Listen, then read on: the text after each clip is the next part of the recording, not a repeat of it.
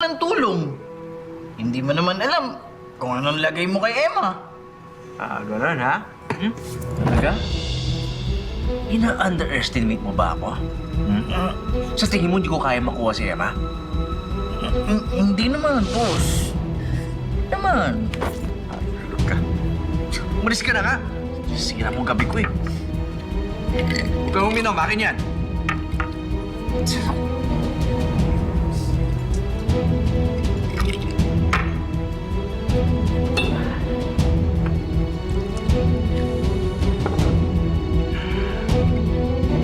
Kitang-kita ko sa mga mata ni Danilo na may pagmamahal pa rin siya kay Emma kahit nagalit siya.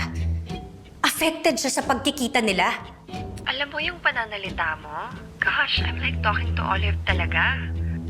Damare, malamang Ate Olive and I are twins. So it's just normal for me to sound like her from